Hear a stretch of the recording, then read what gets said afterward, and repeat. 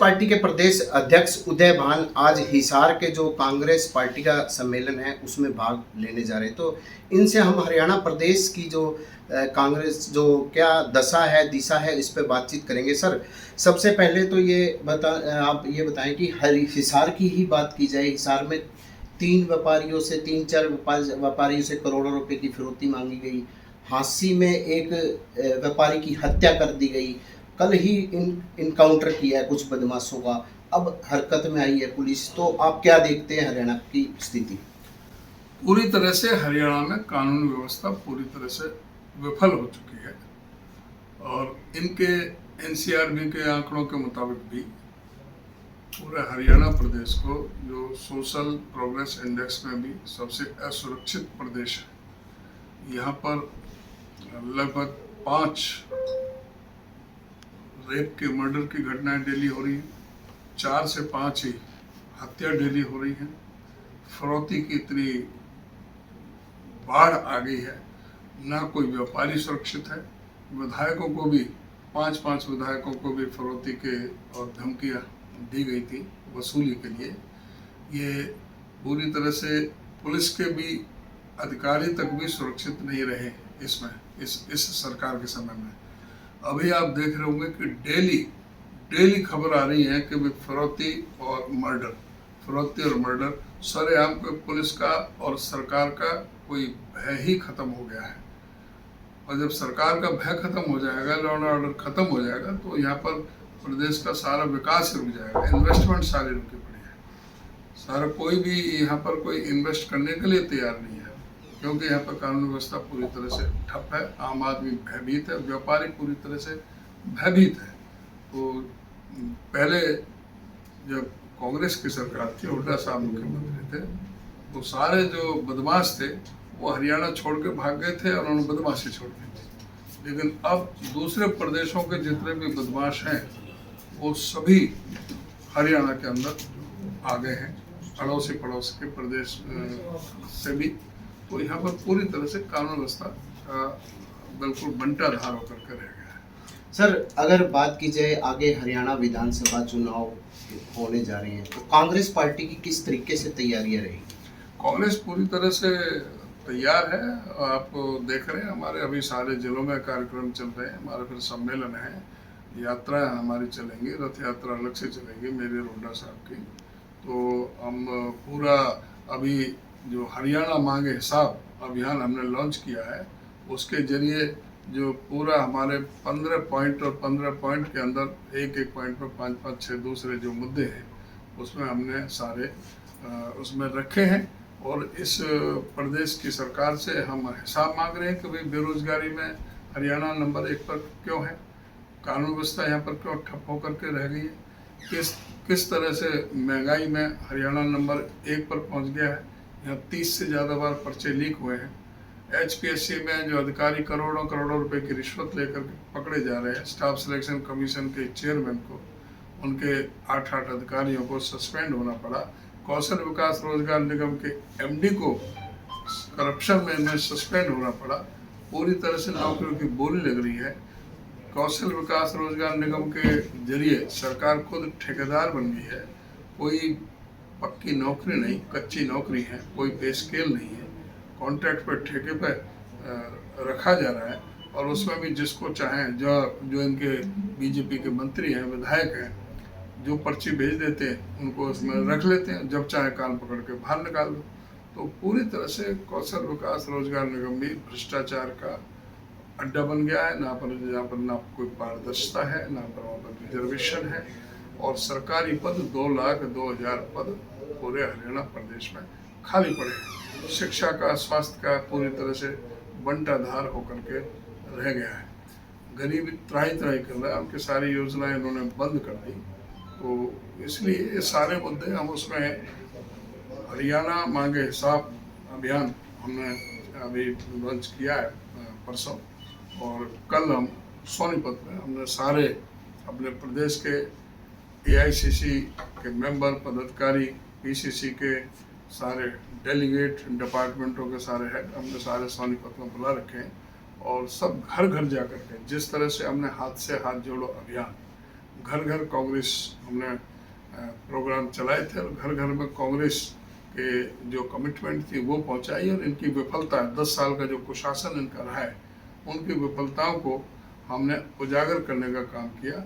अब इस अभियान के जरिए जहाँ हमारी कमिटमेंट होंगी वहाँ इनकी विफलताएं होंगी, वो हम घर घर तक डोर टू डोर ले जाने का हम काम करेंगे।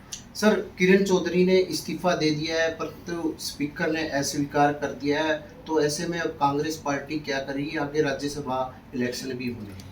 इनमें नैतिकता नाम की तो कोई चीज़ है नहीं, ना तो इस्तीफा देने वाले हूँ। जब कांग्रेस की प्राइमरी मेंबरशिप से इस्तीफा दे दिया तो बेशर्मी से विधायक क्यों बनी पड़ी थी? और दूसरी तरफ स्पीकर, उनके पास कोई नैतिकता ही नहीं है। वो स्पीकर एक स्पीकर ना रह करके एक बीजेपी का एक एजेंट बन करके बैठे हैं, वहाँ पर काम कर रहे हैं। उनको तुरंत उनकी मेंबरशिप बर्खास्त करनी चाहिए थी, लेकिन ये राज्यसभा का चुनाव की वजह से जानबूझ करके स्पीकर इसको टाल रहे हैं।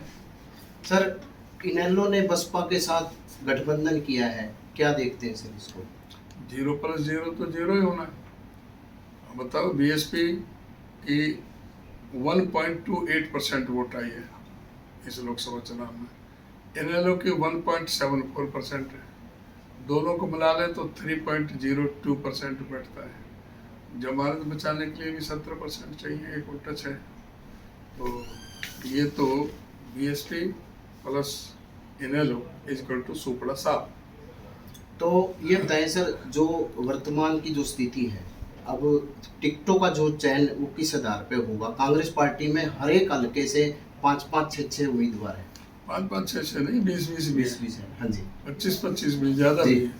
तो सीधा है हमारा, सीधा संदेश और सब जगह है कि भाई कि पूरी तरह से मेरिट पर देंगे, कोई सिफारिश नहीं चलेगी। सर्वे के आधार पर, विनेबिलिटी के आधार पर जो जीतने वाला होगा, लॉयल होगा, उसको टिकट देंगे। टिकट एक को मिलेगी, बाकी जो है सरकार में आएंगे तो सबका समायोजन होता है, उनका सेवा ली जाती है। जो जिस लायक होता है, जितना सक्षम होता है, जितने उसको वहाँ पर इस्तेमाल किया जाएगा। सर, नायाब सैनी दावा करते हैं कि आगे सरकार हम बनाएंगे। अभी कई तरह की घोषणाएं की हैं, स्टूडेंटों के लिए की है, कि इस तरह की, अब लास्ट में इस तरह की घोषणाएं की है, कैसे देखते हैं? ये घोषणा नहीं है, जुमलेबाजी है। जो घोषणा ये पूरी नहीं कर सकते तो उसको किस तरह से कर रहे हैं? दूसरा, इन घोषणाओं से ये स्पष्ट हो गया कि मनोहर लाल खट्टर की सरकार पूरी तरह से विफल सरकार नहीं है। इन्होंने अब खुद मान लिया कि इनके जो भी इन्होंने, मनोहर लाल खट्टर जी ने जो स्कीम चलाई थी, जो ऐप चलाए थे, चाहे परिवार पहचान पत्र है, चाहे वो प्रॉपर्टी आईडी है, चाहे वो मेरा फसल मेरा ब्यौरा है, चाहे वो सीएम विंडो है, चाहे जो भी इन्हों की ऐप चलाई, वो पूरी तरह से मौजूदा मुख्यमंत्री ने ये साबित कर दिया कि मनोहर लाल खट्टर की सरकार विफल सरकार रही है और वो गलतियां थी। इन्होंने माना कि भाई परिवार पहचान पत्र और प्रॉपर्टी आईडी में गलतियां थी और अब हम ठीक कर देंगे। भाई जो अगस्त 2020 में इन्होंने ये योजना लेकर के आए, अब 24 चल रहा है, 24 चल रहा है। जो 3.5 साल में नहीं कर पाए, 2 महीने में कैसे कर देंगे? 2 महीने में कैसे कर देंगे? और जब सारा मीडिया भी, सारा प्रिंट मीडिया भी, अखबार, बड़े बड़े अखबार भी कह रहे थे, और सारा हमारा कांग्रेस जन, हम सारे सब जगह अपना जगह जगह एजिटेशन कर रहे थे, हम अपनी बात उठा रहे थे, मीडिया के माध्यम से बात उठा रहे थे, और हम कह रहे थे कि भाई 90 से 95% तक गलतियां हैं प्रॉपर्टी आईडी में और ये परिवार पहचान पत्र में। 1-1 किलोमीटर की लंबी लाइनें लगी हुई हैं, लोग पूरी तरह से परेशान हैं। ये परिवार पहचान पत्र परमानेंट परेशानी पत्र बन करके रह गया है, तो पूरी तरह से आम आदमी इनसे दुखी है। और ये जब नहीं मान रहे, अब मान रहे हैं, अब 2 महीने में ये कैसे ठीक कर देंगे उसको? इसका मतलब पहले तो इनको माफ़ी मांगनी चाहिए उन लोगों से, उन गरीब लोगों से जो परिवार पहचान पत्र को हथियार बना करके, जो लाखों लाखों लोगों के, गरीबों के पीले राशन कार्ड काटने का महापाप इस सरकार ने किया। इनको माफ़ी मांगनी चाहिए सभी उन बुजुर्गों से जिसको परिवार पहचान पत्र को हथियार बना करके इन्होंने बुजुर्गों की पेंशन काटने का पाप किया है। तो इसी तरह से 100-100 गज के प्लॉट की बात कर रहे हैं, अब देंगे, कौन से देंगे? कोई योजना है तुम्हारी? कोई स्कीम है?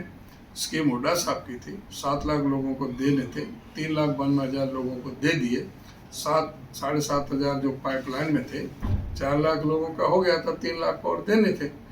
इन्होंने हाँ तो ही किया था अपने चुनाव घोषणा पत्र में कि हम इस स्कीम को लागू रखेंगे और शहरों में भी इसको लागू करेंगे।